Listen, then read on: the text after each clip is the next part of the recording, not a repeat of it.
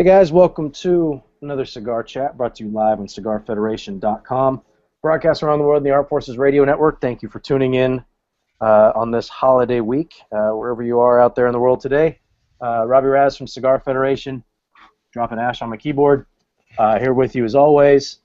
Logan, checks in whenever he feels like it, and he felt like being here this week. So, Logan, how's everything going, man? That's the perk of being a CEO, Rob. You just come and show up whenever you want. You have people like you to handle my light work. Yeah, that's awesome. Yeah, I'm doing all right, Rob. You walked right into that. Yeah, I deserved it a little bit. You did. I want to let you know, though, just in case anybody was interested, Cigars International has a Rocky Patel mega sampler right now for $40. You better get on it.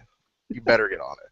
A mega sampler? Oh, dude, I'm just buying one right now. Is it just fantastic? Is there like 150 cigars in there? I think there was like at least 50. But anyways, we're not here to talk about Rocky. Even though I would love to have Rocky on the show one day. Yeah, that'd be fun. I can't remember the last time that I bought one of those big samplers. And that's one of the, I mean, when you're getting into cigars, I mean, you don't know any better. For me, well, it's not that you don't know any better. There's some good cigars in there. I always have to be the one who takes the high road. But there's some decent cigars in there, I'm sure. I haven't seen the sampler, but I just remember back in the day buying all those samplers, and I would want like the most cigars I could get for my money. And then I kind of figured out what I liked and what I didn't like, and stopped buying big samplers and focused a little bit more. But yeah, it's been a while since I bought one of those. And it's funny. I think I saw somebody posted that on my Facebook page today too, that gigantic sampler, and it was a big deal. But anyway, that's not what we're here to talk about. Logan, you've already run us off the rails within the first few minutes. You're welcome. We've got Lawrence from Cubanacan here with us today. That's what we're going to talk about. Lawrence, thanks for joining us, man. Oh, thanks, man. Thanks for having me, guys. Yeah, we're happy to have you. It's been, we get to spend some time with you and chat at IPCPR, so it's nice to catch up. Nice to catch up now. A lot of stuff going on with you guys. The new HR that's Logan and I are smoking. We didn't get samples of this at IPCPR because Catfish, one of our mods, was such a team player that he kept them all for himself. I mean, so gracious, gracious. I mean, he's got like some people get Thug Life tattooed across their chest. He's got Team Player right across his chest in some Old English. But so this is the first time we've had a chance to smoke it. I'm about halfway through, and I think Logan's about halfway through too. So we'll get into it a little bit more as we go. But so you've been with Cubanacan for less than a year, right? No, actually, it's no, it's been like 3 years. Oh, really? When it was Terrazona and Cubanacan, right? Oh, okay. Okay, that was where my confusion was. So, okay, set me straight. Yeah, it's started back in 2012. It was in 2012. So right in the fall time frame of 2012. So it's a little over 2 years now. So I really did my research going into the show. I normally wait until we get about halfway through to embarrass myself, but I wanted to get it out of the way early today. So so that's good. I feel like I've got nowhere to go but up from here. Yeah, exactly. So give us kind of a breakdown. What's your role in the company, and kind of the direction that everything's been going. Well, right now I'm the operations VP and marketing director for the company, and also the company's brand ambassador. So with all of our major events, considering the HR tour and whatnot, I do all the planning, the booking of travel, and also escorting, to do all the events also.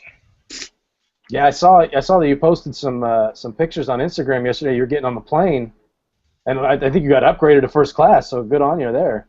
Hey, man, 4 flights in a row. Oh, It's all about that status, Rob. You don't know about that exact platinum, son. I don't. I fly 5 times a year tops. So. But no, I saw all these pictures and I thought, oh man, I hope he's going to be home to do the show tomorrow.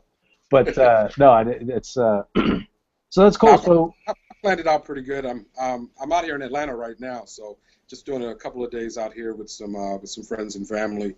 As the factory's closed for the holidays, and so it's a good time to get away and catch back up with friends since so much travel has been happening lately.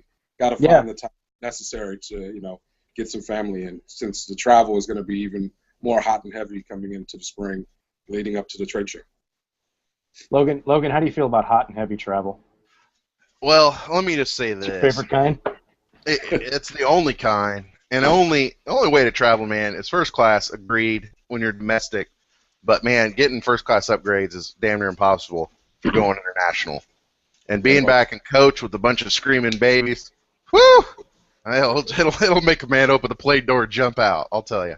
I can tell you some stories. So you fly first class, and then you make Callaway sit in. Actually, believe it or not, Callaway has never flown on a plane. And I'm a little scared because babies can't pop their ears. I mean, crap. She's only 5 months old. But I will tell you, when Allie was pregnant, this is how much of a gentleman I am, and I hope she's watching because she says I always treat her like crap, but that doesn't matter. She's not watching. I know she's not. But when we were going to Missouri for my mom, the baby shower my mom and family had, I got upgraded, because I'm a freaking baller, and I gave her my seat, my first class upgrade, and I sat back of the bus. With the commoners? With the commoners. You really... Steerage. Dude, steerage, exactly, man. You are a gentleman. Now, can I ask a question, though? Once you gave up your seat, did you walk back to your other seat in the back and tell everybody that you passed that you gave up your first class seat for a pregnant woman? No, because I honestly don't like to talk to people on planes. It kind of freaks me out. Like, I'm the guy that, like, if I'm sitting next to you and you start talking to me, I won't say a word. I'm going to say, uh-huh, uh-huh, uh-huh. So you make everybody sitting around you feel very comfortable, I'm sure. First of all, what plane have you been on where people are like chatty Cathys? Nobody chats on planes. All right, Rob, shut up. We're going to ask some serious questions. We've never been this far off topic. I know, and it's all because of you. So, Lawrence, go ahead. Cubanacan has went through what I would like to call a substantial transformation this year. You guys have been a brand for a while, split from Terrazona, and you've had some really big moves with obviously the HR, new sales staff. Tell us all about that. Yeah, let's go back to the first thing. You mentioned split from Terrazona. It's a misconception. It's really what it was. They only got word from one person, and being that one person really wasn't a reliable source in understanding the entire dynamics of everything. He was a salesman. Is really what his capacity was. But he had more of a vocalness, so people took more into it as him being the show. In which case it really wasn't. So it's been kind of a cleanup process from that, and we're happy that we've moved on from it, and it's been really good for us. Okay, because I mean you kind of educated me a little bit, and maybe I used the incorrect words, but Cubanacan had the infrastructure, and I just don't think a lot of people know that you had the factory, you have the tobacco tradition, because you guys necessarily weren't front and center, until recently, right? Well, we were always front and center, but it's just perception. It's how people perceive the person out there tooting. That's what I mean. Exactly. Yeah. But we were the infrastructure. We're the factory. We're the growing operation. We're the vertically integrated integration machine behind it all. So we're proud of that, and we definitely want to get people to understand that we're not a new kid on the block, but we're still unknown to a lot of people, and just to get a little bit of clarity so people can understand who we are, what we're about, and the things that we do that kind of separates us, so they can get a better understanding of us. Got it. No, it makes total sense. So in that effort, with the HR and the sales staff, tell us a little bit about that transformation process that you guys have went through this year, so all the listeners are clued in. Yeah. So earlier this year, I made a move down to Miami to help, as we transition to this project that we're taking. It requires a lot of moving parts as far as being able to handle, the influx, of business that's going to come our way. So part of it was, identifying, the right type of salespeople to help, move the sales force, in the right direction. We brought a gentleman in by the name of Spencer Drake. He was the national sales director for AJ Fernandez. And him understanding, that type of an approach to sales, being that he started with AJ as a salesman, he understands the process in growing a brand from the ground up. So having, him in place to help steer, our sales team was, probably one of the biggest pieces, that we brought in place. So for him to identify the right people in the right territories as we move forward, because we knew what type of a project that we had. We kept it under wraps, for as long as we can, as while we get our pieces in place, so we can, expect and handle the growth that was soon to come.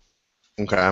And then you also, and by the way, Spencer's a jerk, and I'm just going to say that because he made a very nasty, mean comment on Facebook about me.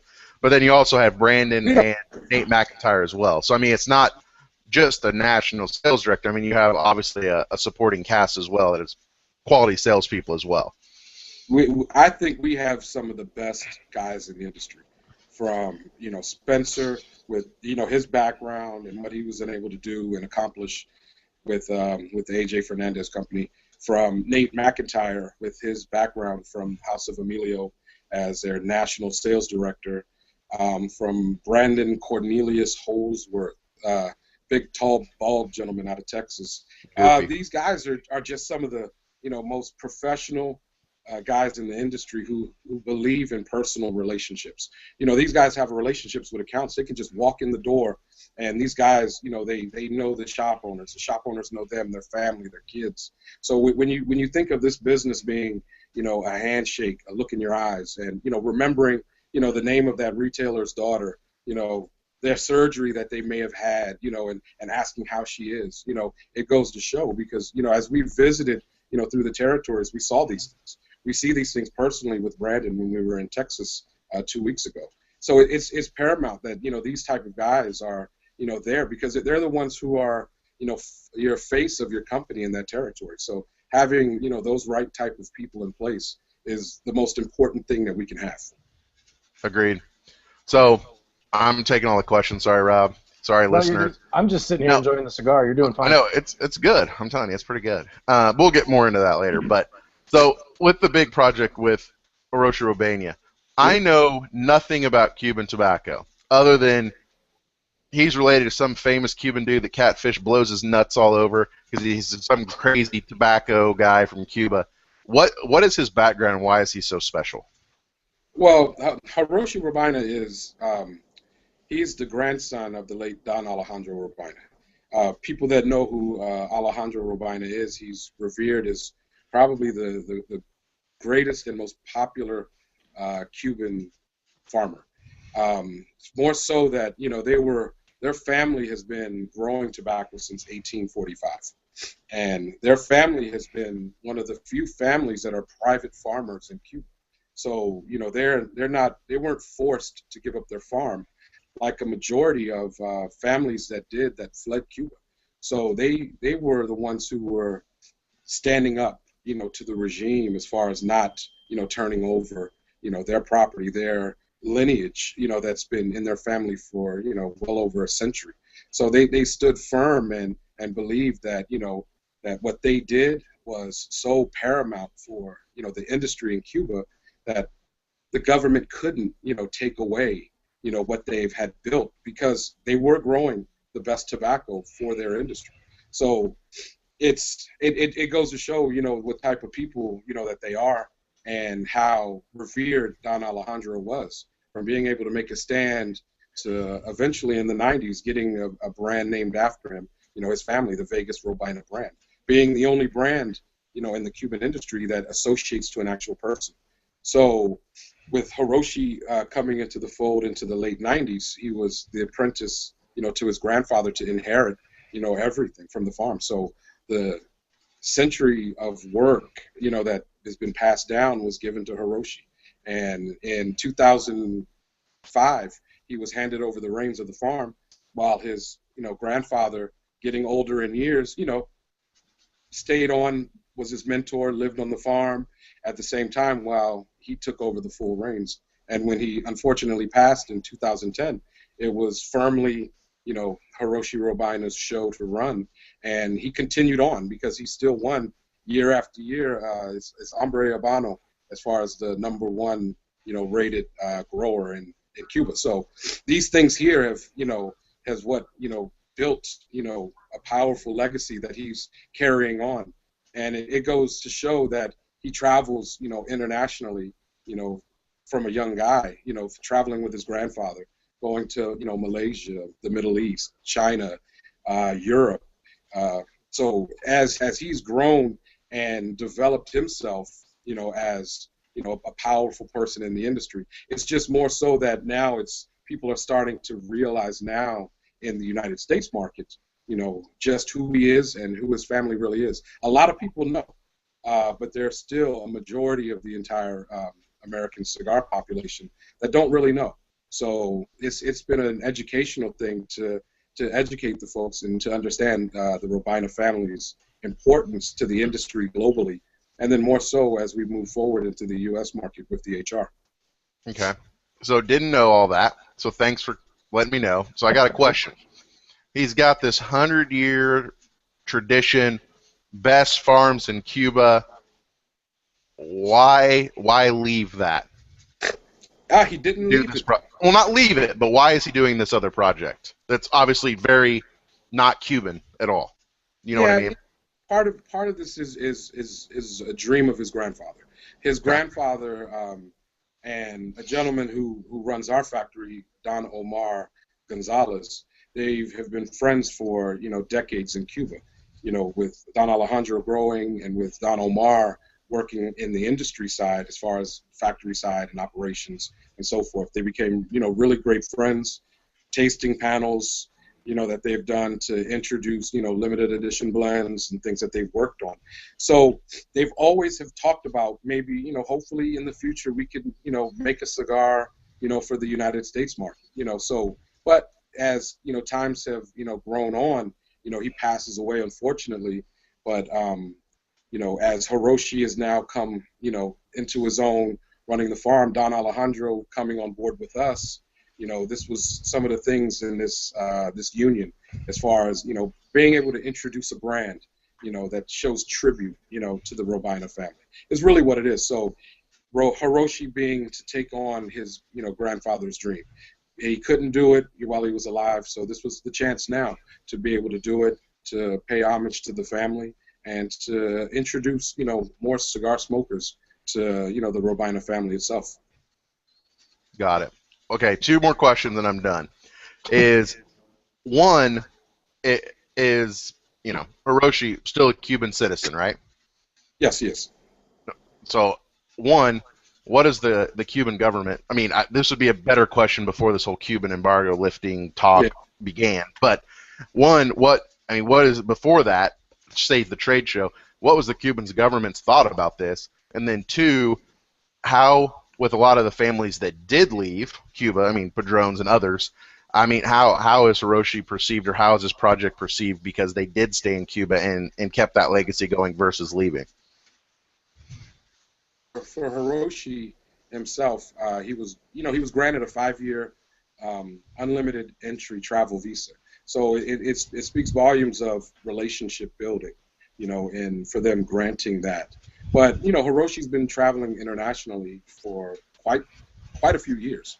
Okay. So even with his grandfather, you're talking about in early 2000s, late 90s, he's traveled abroad. So the Cuban government has always allowed travel for himself, his family, folks like that.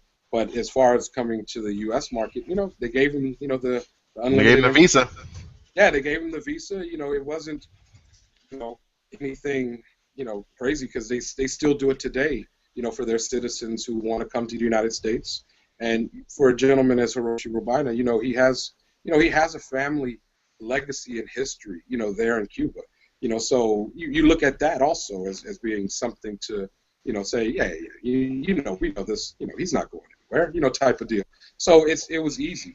So just putting the project together and getting all that together was probably the more difficult task, than his travel.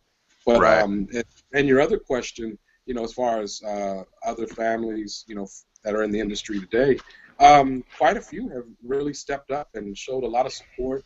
We're very appreciative. The Padron family has come forward and offered congratulations and and appreciation, and happy to see Hiroshi, see him involved, and they know that it brings more of a good spotlight on. And you talk about Lino Gomez from the Flor Dominicana. He's been a great friend. Some of these people actually visit Cuba from time to time and have known the Robina family. So these people have been very, very supportive and showing a lot of support And from the industry events that we've been to, from the Fuentes family, these folks have been very gracious and opening arms. It's a wonderful thing, to see the outpouring of support. Considering as he introduced into the market, which has been a really good thing. Good answer. All right, I'm tapped out, Rob. I got more questions, but I feel like I'm monopolizing. And you're on mute, Rob. No, I was engaging with the chat room. They're all complaining that you stole all their questions. No, that's because I had good questions to ask, and I'm a genius, and that's why you guys come to the show to watch it every week. I'm sure that's exactly it. So we talked a little bit about the HR. We'll get more into it, just so everybody knows. I mean, that's Logan and I are both smoking that. I'm about a little bit past halfway, and we were talking about it offline. Yeah, Lawrence is smoking the same thing. Talking about it a little bit offline. The first, I don't know, probably inch or so was spicier than I anticipated. I hadn't smoked the cigar yet. This is the first one I smoked, and just based on Catfish's review and his response to the cigar, I expected it to be a bit more mellow. I expected it to be more like it is in the second half. The second half of this cigar is absolutely amazing. It's like it hit this one point, and I took one puff and it was okay, and then the next puff was like fantastic. Just a ton of flavor came out, and it kind of caught me off guard a little bit. The second half of this is pretty damn amazing. I think we'll probably get more questions. I'm going to go through and read some of these audience questions. Cubanacan's got a bunch of different lines out there. So this one's from Steve Christopher. He hasn't really explored your line all that much. He says, what would be your recommendation to a seasoned smoker who wants to try out your blends for the first time? If you really want to try one of the Cubanacan lines, would probably be the Connecticut line. The Connecticut line comes in a Robusto, Torpedo, Churchill, Gordo 660, and a small Petite Corona, 4.5 by 42. You can go into that one. There's not a lot of kick to it, but it's a ton of flavor, a lot of complexity to it. So for the novice cigar smoker, that would be a great introduction to really see what we're about, to check out the construction and the quality to it. So I'd say that would be the best place to start first. Okay, and then from there they can go into the Habano, Maduro as well. Yep. There's some other releases, and you have a couple of at least one more line that I know of. I'm sure we'll get into at some point. Just keep scrolling down some of these questions here. Just remind everybody listening to Cigar Chat, brought to you live on CigarFederation.com, broadcast around the world, the Armed Forces Radio Network. We're with Lawrence from Cubanacan, talking about the HR and some of the other new stuff. So this one's from Charlie. He says he picked up a 5-pack of the HR in the Hermoso size, and he's really enjoying it. His question is, why the steep price point? I mean, they start around $20 a pop, and they're kind of in that 20 to 25 range, if memory serves. So what's the story behind the steep price point? Okay. Well, it's $18.99 to $21.99. Is going from Hermoso size 5 1/8 by 48, which is a little small Robusto, 48 ring gauge, to a 5.5 by 52 Bellicoso, to a 6 by 52 Toro, to a 6.5 by 54 Sublime. So $18.99 to $21.99. I guess when you take in various tobacco taxes in various states, probably pushes them up to those numbers. But people look at steep, and steep price, but always equate it to what are you getting from when you're smoking? Is it an excellent cigar in your mind? Does it distribute? Does it give you awesome qualities as far as the flavor profile? Is the construction, a beautiful constructed cigar? Does it give you great smoke output? Does it give you unique flavors? Does it change from third to third? And I think that this cigar here is an amazing cigar. For all those little things that you look for in a really an ultra premium cigar, I think we come in, I think, below, a price point, which we think should be a little more, considering, what you're getting. Yeah, it might be an unknown as far as the name, but when you get to smoking it, you tend to get, these great qualities in a cigar in which you can really enjoy. You know, I saw Catfish's review of the HR, and you know, he made a really good point to it. You know, he said he had the Sublime, which is a $22 cigar. He said he smoked it for, you know, 2.5 to 3 hours, and he said for a 3-hour cigar, for a $22 cigar, he was like, I'd smoke this any day over 2 $10 cigars, because of what he was getting, from that cigar. So it would vary from, from smoker to smoker. We think that, it goes into a price point that goes into, that it can, when you start looking at, people who smoke, Davidoffs, when people who smoke Padrones, people who smoke the higher end Fuentes, not saying that we're that, but, there is, type of cigar smokers who gravitate to those cigars. So there is a market, that's out there for it. We think that we compete, perfectly in that arena, and we think it's a little under from what we think it really should be. To see where the cigar becomes in 6 months to a year, I think it's going to be, even greater than what it is now. So I'm excited, because the response that we've gotten, has, is when someone mentioned, pricing, but then the minute that they smoked it, pricing was gone. So that was a, really good mark. So when you start thinking of some of the bigger accounts, across the United States who've gone on board to, support this, to want to have it, who really appreciated the cigar, and the pricing wasn't even an issue at all. When you think of Coronas in Orlando, Smoke Inn, when you think of Nat Sherman's in New York City, when you think of, Sirius in Houston, Texas, when you start thinking of, some of these really big accounts, throughout the United States who've really gotten behind the project, we think we've got something very special. And as more people get exposed, to it, to really understand the story, the history behind it, people will really gravitate more to it. It's a special cigar, something that can really be enjoyed, for those special moments in your life as well. And for some people, it could be an everyday cigar as well.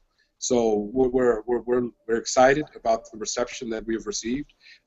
Just from the trade show to today, we started shipping in December. We went through our very first allocation that we've had, pre-sold. So, that's very successful. We are looking forward to, this rest of the winter and spring. So we have quite a few accounts on board. I'd say the number in the area of around 150 to almost 200 accounts with HR. So we think that very successful. We're taking a nice, approach to it, where we won't try to. It's a cigar we don't want to have. We can't have it everywhere. We want to be able to get into the right places that can really appreciate it, to have the right type of clientele that can, get behind it and support it, and to be with the right retailers who appreciate the story, who want to be able to sell it to their consumer. So we think we're positioned very well, and also, getting advertising that we've done with Cigar Aficionado has been an amazing piece as well. So from the little things that they have done for us, it spoke a lot. And we look forward to the January-February issue, where there'll be I think it's a 2.5-page spread talking about Hiroshi Rabina, some photos, so people can be able to read it, even get some more information, that is in there. I haven't read it all the way, but it's a very great piece, and we're looking forward to an insider rating, to come forward from them also, which is a really good thing. So we're excited all the way around. So we're really happy with it. That's awesome. Get a nice little spread in Cigar Aficionado. That's gonna definitely do a good job to raise awareness. And you kind of led into my next question. Oh, go ahead, Logan. I got a follow-up question, but go ahead. I have a follow-up question too. Is the first question? Well, there was two questions. I just forgot one. But so I've heard some rumors, and I wanted to spell them on the show. Is that there's some stiff requirements to actually get HR in your store, whether you have to buy X amount of product or have so many facings. What is the requirements to get that in a retailer? Yeah, that was a misconception. That was misinformation at best. What people were looking at was, Hiroshi is coming, to the United States, in his capacity as an ambassador, as, coming to the United States, sharing, with people about his family, understanding more so of the history of the Robina family. But, these were personal visits. So we were only doing a limited amount of visits, to the United States. So what it is was people were confused that, Hiroshi visits to actually having the product themselves, which is totally, totally different.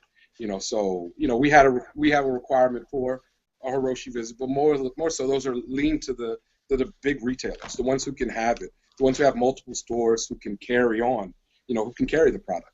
But to have the product in itself, it's minimal at best when you compare it, to other companies to have it. So to order in to get HR, if you hear about it and you want to get it, yeah, we'll ask, to bring on some of our core line product, because we would love to have our representation of our brands as well. So to go straight and order and have, HR, we would definitely, require some of our, products to be placed, but nothing obscene or crazy, between the 12 to 16 box, minimum of our core lines, products. And then you can just order, the HRs that you would like to have.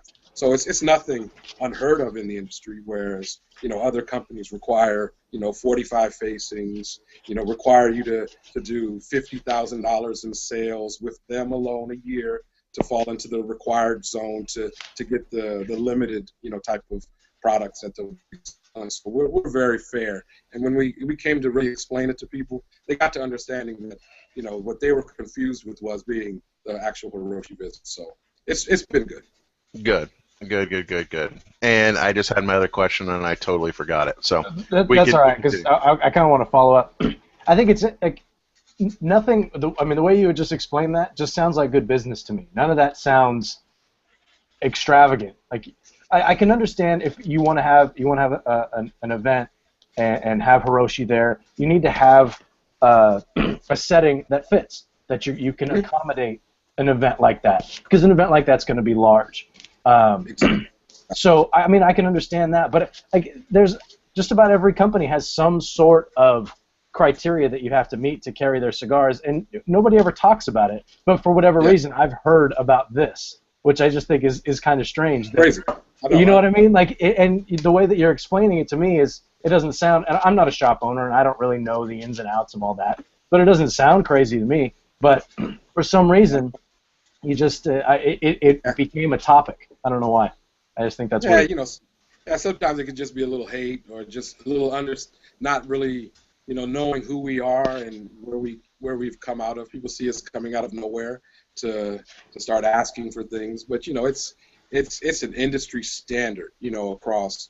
I'm not going to name any companies, but if you start thinking of some of the rare cigars, the seasonal ones that come out, the ones that are very highly sought after and people really clamor for, those retailers have to make sizable investment with that company to be able to sell that product.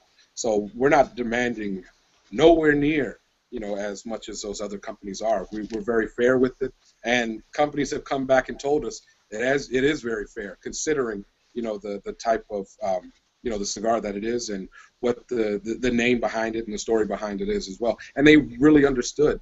When we asked about it, they were more than understanding and saying, yeah, I agree. You should be able to bring some of your core line products that are very, very good, competitive, great price point.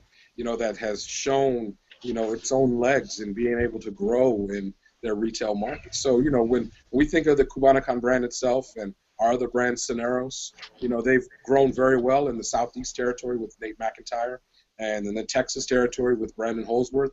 We were getting brand new accounts and reorders, weekly, bi-weekly from these accounts.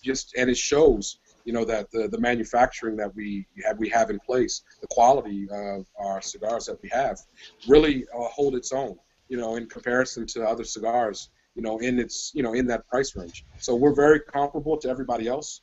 It's just that, with HR, you just require just a little more, but it's, nothing unheard of. So we're happy.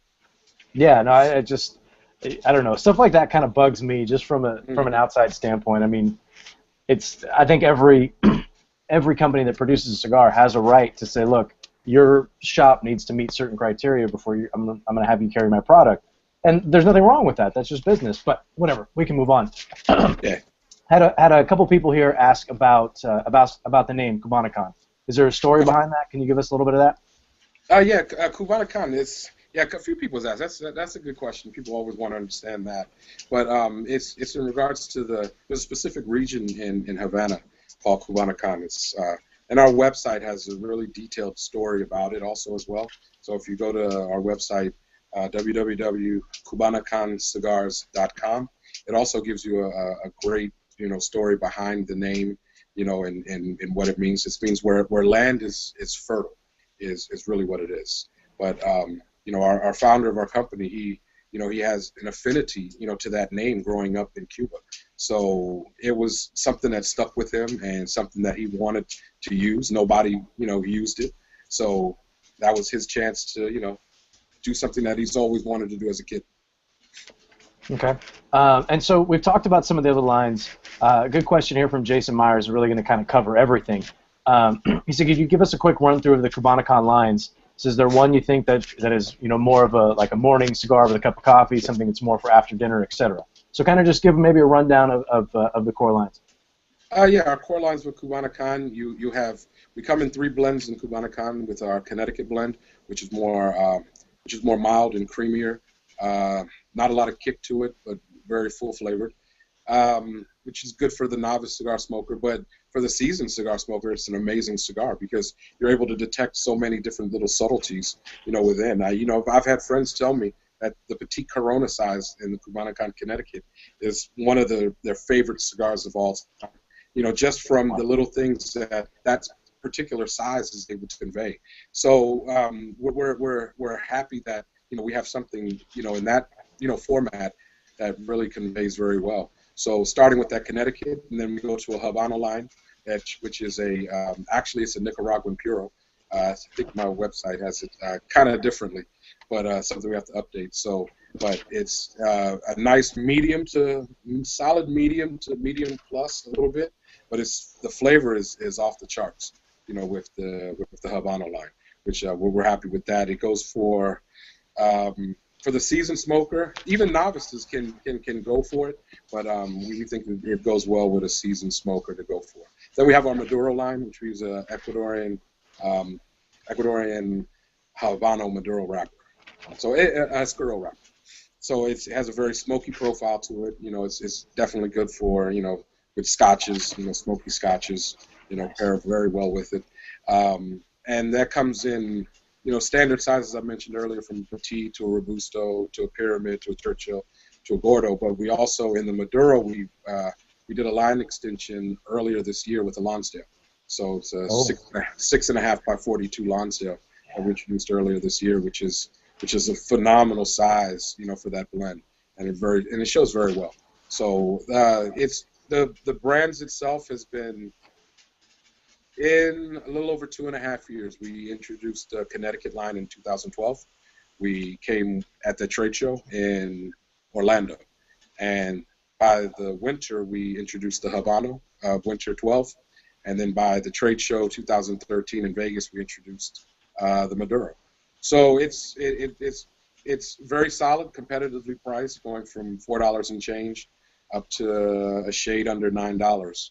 For all our sizes, throughout all the blends. So we think it's competitively priced to go up against, not to go up against, but to be on its own, in the marketplace. It's at a fair price point for what you get from the cigar. We have another line called Soneros. The Soneros line came about in 2013, but the Soneros line itself is a special project of our master blender and administrator of our factory, Don Omar Gonzalez Alaman. This is, his personal blend, which uses an Ecuadorian Habano 2000 wrapper and with Nicaraguan binders and filler. It has a depiction of I guess that's a G clef with an S in how we call it a guitar. Yeah, with a guitar, also in the design, scape for it too. So those go from a Corona Gorda 46 to a 52 Toro, a 54 Petite Sublime, and we have a 60 Gran Robusto and a 60 Bellicoso type of Robusto. So it has more of a torpedo-ish type of tip to the 60 ring gauge, which is a phenomenal cigar if you ever get a hold of it. So those two right there are our core brands, that we currently market and we sell. Well, we have our other brand that we also have, the Madero's brand, which is actually the very first brand that we came out with as a company. So that is currently in the process of a repackaging as we move forward. So we look forward to the trade show to really have an official unveiling in New Orleans. Yeah, that's you guys really do. I mean, now when you bring the HR into the mix, kind of that ultra premium, if that's what we're calling it nowadays. I'm not sure what the official title is when you get up in that range, but it's like you're hitting a little bit of everybody's palate, but you're hitting everybody's price point as well. To keep things, all the Cubanacan, like you said, between $4 and change and around $9. That sits right in that sweet spot for most of. I would assume that sweet spot for most of cigar smokers. A sweet spot for me. I like to be in that range. $6, $7, $8. That's a nice place to be with the price point. Logan, how much time do we have left? You're muted, genius, or you're just gone. Anyway, I'll just keep going until Logan figures No, out. please, Rob. We don't want to hear a word you say. We have about 10 minutes, and yeah, thank you. We have about 8 minutes left, and my question, Lawrence, and it came back to me, is the HR a limited project? Will it be released in kind of small batches? Is it an ongoing thing? I mean, where do you see it going in the next year? This is an ongoing thing. From the wrapper that we procured for the HR, we were able to get a family in Ecuador who's... It's Habano Oscuro, right? Say again? It's Habano Oscuro, right? No. Hybrid 2000, H2000. Okay. Habano 2000. Yeah, so we have a farm in Ecuador that we deal with exclusively for the wrapper. It's a very high priming Habano wrapper, so we're there. Well, they grow that exclusively for us, so we take on the yields that they have, and that's for us. So it's not limited at all. It's limited in where we go with it. We don't foresee the cigar being in every single store. That we would come across. So we want to find that we go to the right places and where we would want to sell. HR. So by far it's not limited. But we do understand that there is supply and demand, issues in this business. So we want to be able to take care of our existing customers. So we want to be very smart in our approach as far as how and where we sell, so we can take care of those guys who've taken care of us.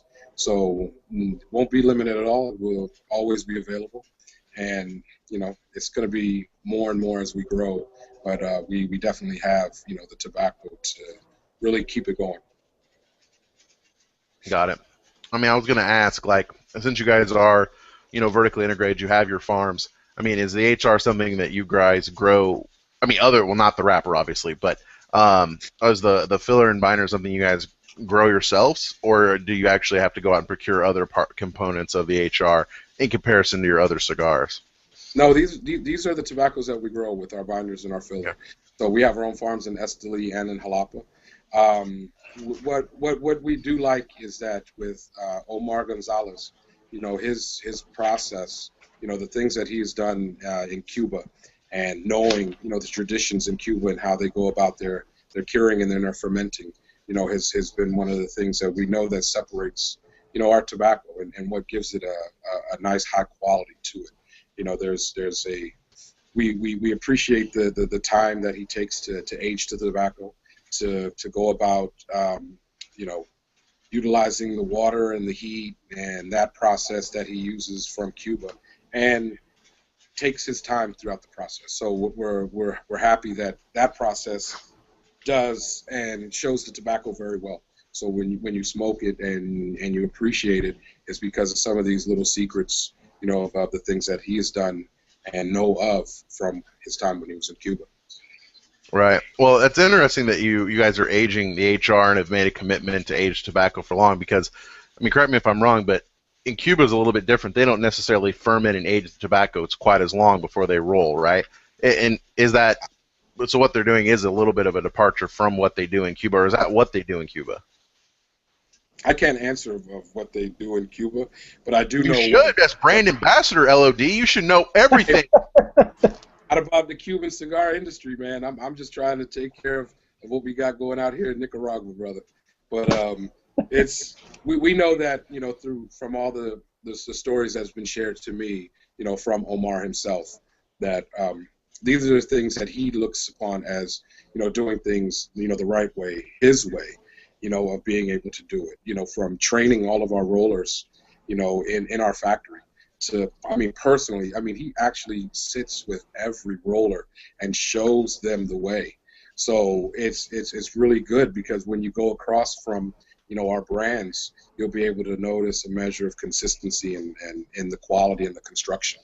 And that's all from him, sitting there and teaching every single roller, every single buncher, every single, you know, person involved in the process, because he's that meticulous and trying to do things his way. And the accountability, you know, he knows stops at him. So he doesn't want anything to get past him.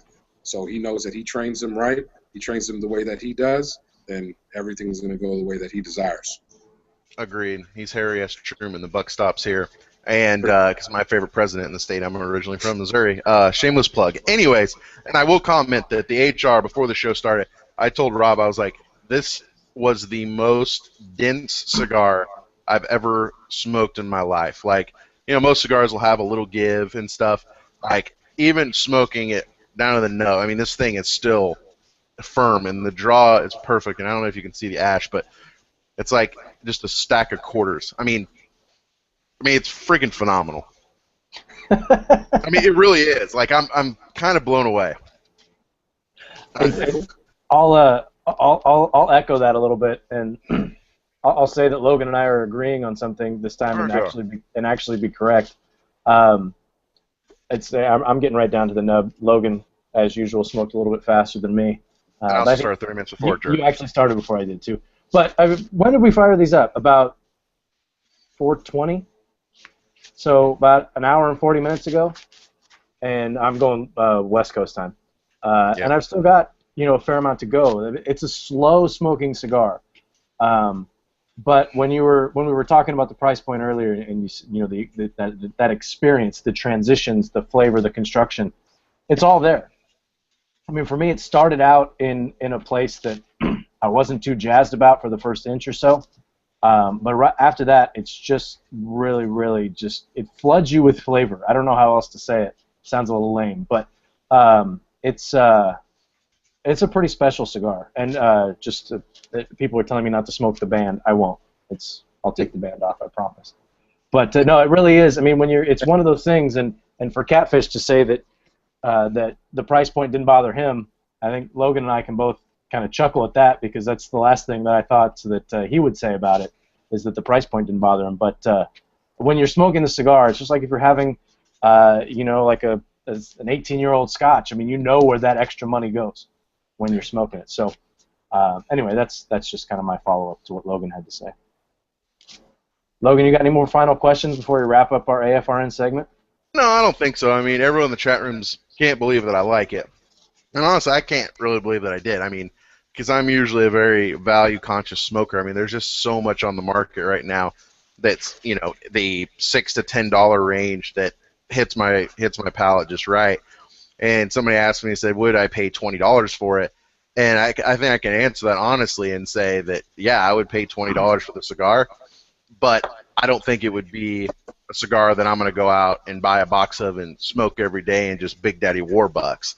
I think it's something that I could see myself, you know, and I wouldn't, and this is not a cigar you buy and give to your friends. Like, you know what I mean? Because screw them, because this is too good. Like, it's not a cigar that you would buy and give to your friends. Maybe no, absolutely not. Maybe, I mean, if you're like really nice and they're like a wealthy uncle that's giving you millions of dollars, maybe. But I think it's a cigar that you know, when you have time and you're like, this is going to sound really stupid, but when you're like reflecting, right? It's not something you're going to light at a barbecue. It's going to be something when you're reflecting, you're enjoying, you're with family and your friends, and you just want to like chill. I could definitely see myself smoking it, without a doubt. Yeah, for sure. And I'm curious to see how how it tastes in 6 months and how it tastes in a year. Yeah. I think that the flavor profile is something that's some time is gonna be really, really good to it. Yeah, and again, Logan, it doesn't sound stupid to say that you're sitting there reflecting. It just sounds weird coming from you. I know, because that's. I mean, if you screw Cigar Aficionado rating, what I just said is the best endorsement you're ever going to get, LOD. I'd write that down, video chop that, put that on the web. That's all you need, right there. Okay. Done. Yeah, you'll build your 2015 marketing campaign around Logan's comments. I heard the little bing, so we are out of time for our AFRN segment. Everybody, thanks for tuning in. We appreciate everything you guys are doing for us out there. Lawrence, thank you for taking the time, man. Real quick, remind everybody where they can find you guys, Facebook, Twitter, Instagram, all that. Our webpage is www.CubanacanCigars.com. It gives a listing of our retailers that you may be able to find, hopefully, in your area. If you're interested, always go to your brick and mortar shop and talk to them and ask them if they would carry it and bring it in. That's always the best way is to consumers to go to their brick and mortars to talk to them if they want something.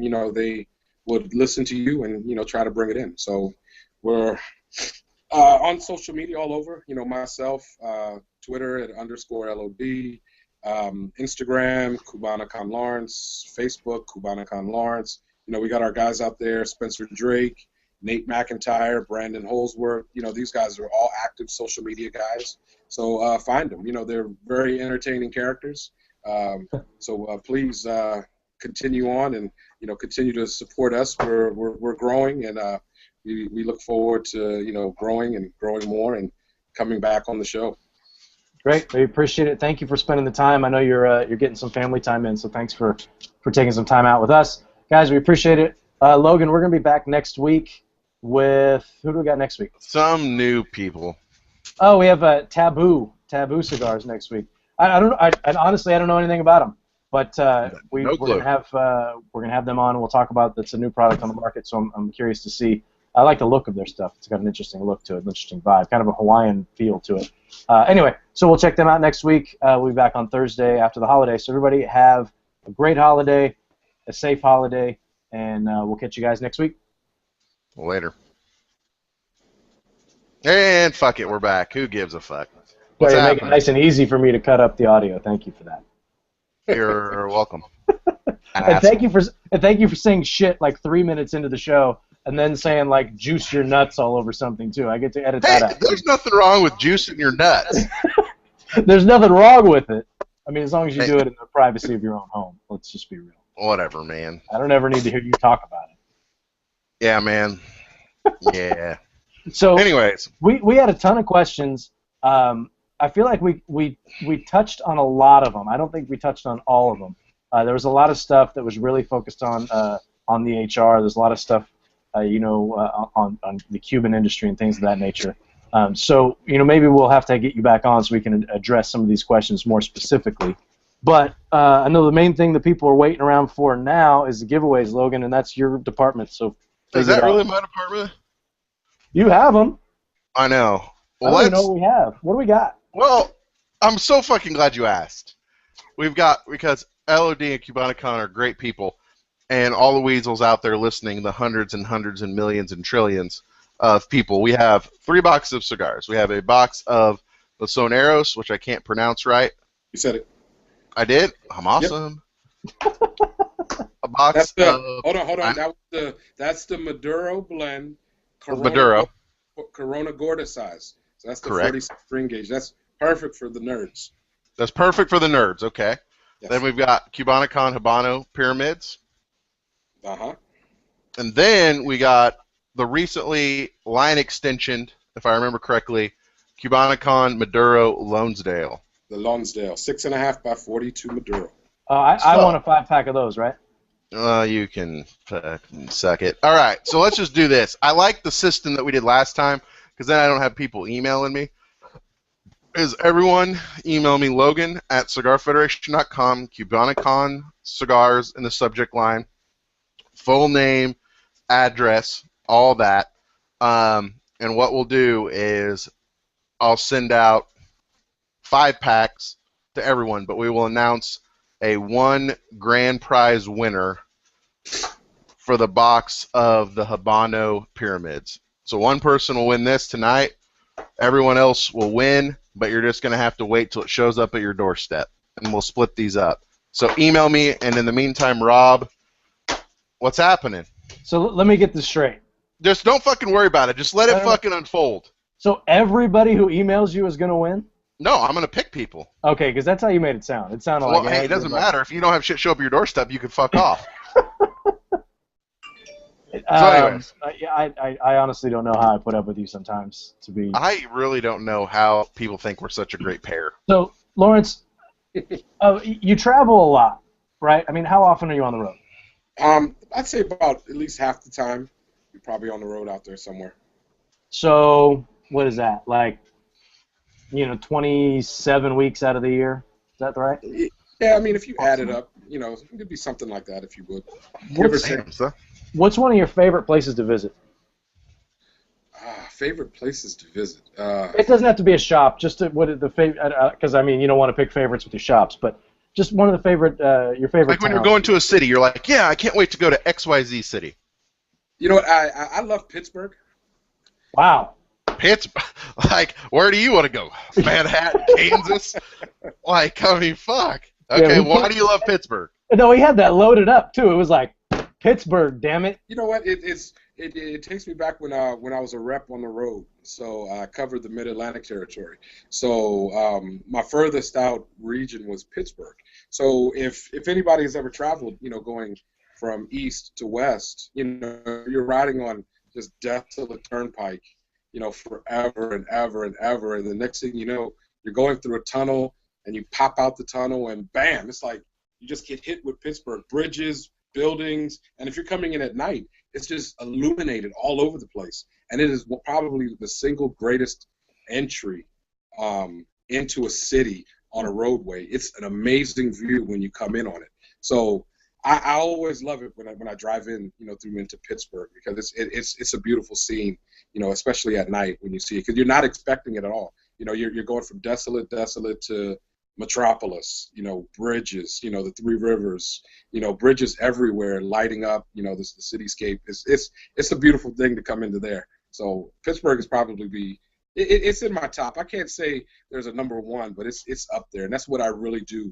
remember and like the most. And then of course the feel when you go down, into Pittsburgh itself, when you're going down to, the Strip District, it's really eclectic and really old school, the mom and pop shops and businesses, down there, which is really cool, and I really like it there. Now I've never been to Pittsburgh, but you just referred to it as the Strip District. Yeah. That's not what pops into my head. Is it? It's something else. Yeah, well, I mean, but that's what that district is referred to as, just the Strip. Okay. So it's the Strip, not like the red light district. No.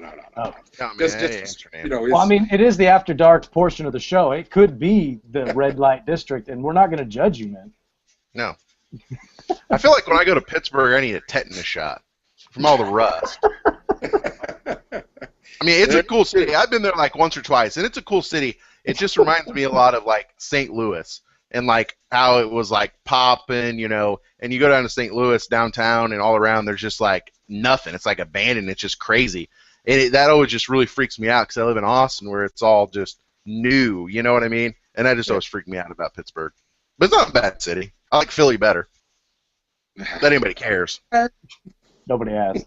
No, I know. Nobody gives a shit. I know. That's a question I like to ask because, I mean, you get to see a lot of these different you get to see a lot of different cities. You get to see a lot of different big cities. And, I mean, I haven't seen that much of our beautiful country. I mean, some of this, like Chicago, I just went to Chicago this past year. I loved it. That's a great town. The weather was nasty when I was there, though. It was like 80 degrees and 90% humidity and raining. And, ugh, I can't do that because, I mean, California, we don't get real weather. No, I'm always interested to hear what people have to say, and I think you're the first person to say Pittsburgh, other than the people that we've had on the show who are from Pittsburgh. Yeah. Have you been to the ballpark there, PNC Park? Driven past it quite a few times. Right there on the river. It's a beautiful park, especially at night. if you're traveling right along the highway next to it, it's beautiful. It's a beautiful sight.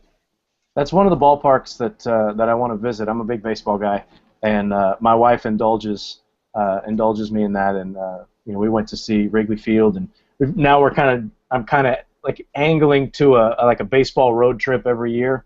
And I really want to go to PNC Park, but Pittsburgh might be a tough sell. So I might need to get you on the phone and convince my wife to let me go to Pittsburgh. Now, if I'll do convincing, it would be either Oriole Park at Camden Yards, or National Stadium in D.C., which is a beautiful stadium also.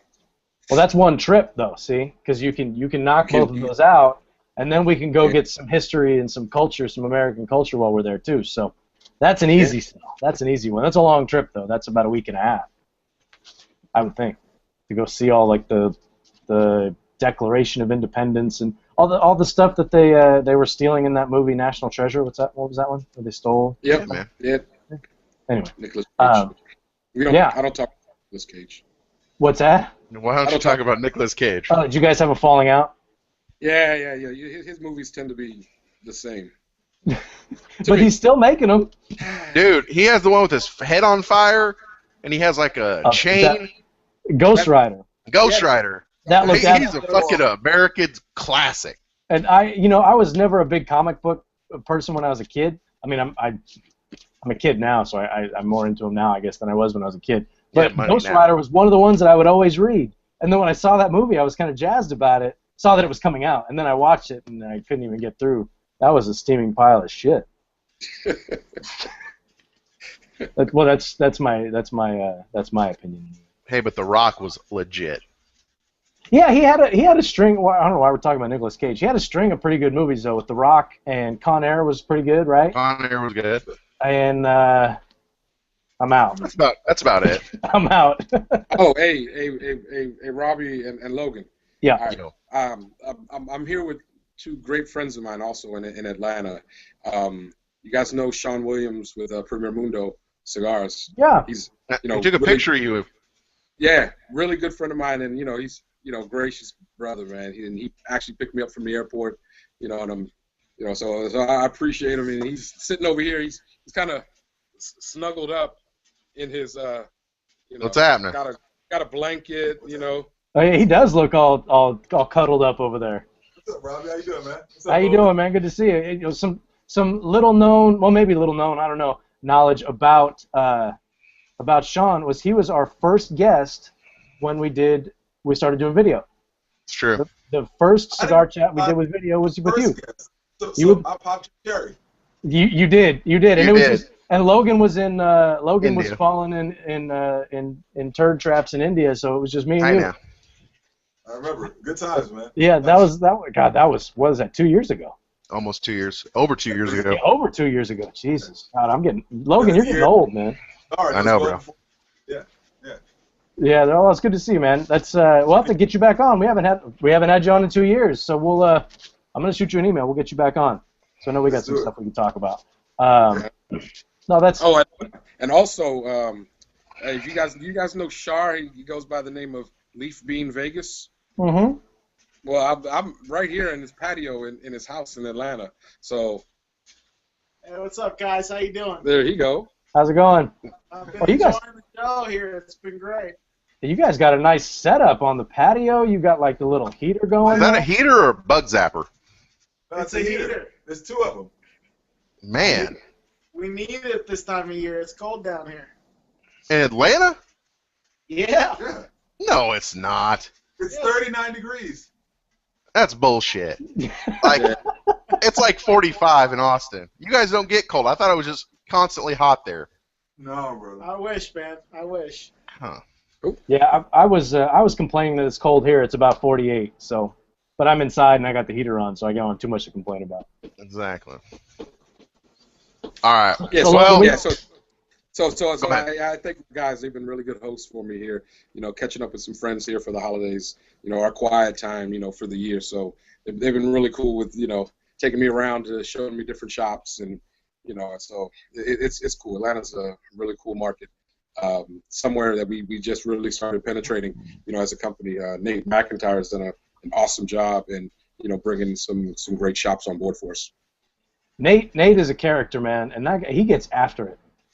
He is a hard worker. I mean, I don't know him. I don't know him well by any means, but I mean, the time that we did get to spend with him when at IPCPR when he was with House of Emilio and we had our booth there with him. He is nonstop, and I remember when right after IPCPR, it seemed like every day I'm getting an email with a press release from Cubanacan that you guys hired this person and you hired this person and you hired this person. I'm just thinking, man, I mean, you guys are getting ready to really push it. So, so that's really good. I'm glad to hear it, and I'm glad to see the success. Logan, let's do this giveaway so we can let Lawrence off the hook and he can go hang out with his friends. And our big winner is for just the box, 5 packs sent separately. Drum roll, please. And I think we got a new person, Al Cardosa. Big winner. Congratulations. Big Al. Big fucking Al. And I even looked at my email to see if he's ever sent me anything in before. First time on the show.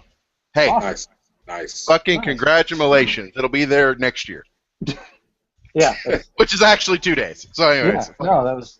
I know, it's pretty well timed, wasn't it? That I was proud good. of that. Yeah, because it was like it made a laugh, like a chuckle, like I'll get it next year, but it's. You really will. It's tomorrow. Well, cool, Lawrence. Thank you so much for taking the time. We really do. Yes, brother. Hey, man. Yeah, it was a lot of fun hanging out and setting some of these misconceptions straight. So I appreciate you doing that, and look forward to everything you guys got coming out next year, and we'll see you. I know we'll see you in New Orleans. Appreciate it, guys. Everybody in the chat room, thanks for the questions. Really do appreciate it, and we thank for the support that you guys have given us. Robbie, Logan, thank you so much for the opportunity to come out here and share a little bit, and look forward to chatting up with you guys, social media and all that. So you guys have a wonderful New Year, man. You too, man. You too, brother. Take care. Travel safe. Guys, again, thanks for all the support. Really do appreciate it. CigarFederation.com. You know where to find us. We'll be back next week. Logan, have a happy New Year, man. Dude, I will, man. Fuck. Trying to get some sleep. Logan was on Mr. Mom Patrol today, so it did not go well at all. That's what I hear. All right, guys, we appreciate it. We'll catch up with you guys next week. Everybody have a safe and happy holiday. Later. All right, guys.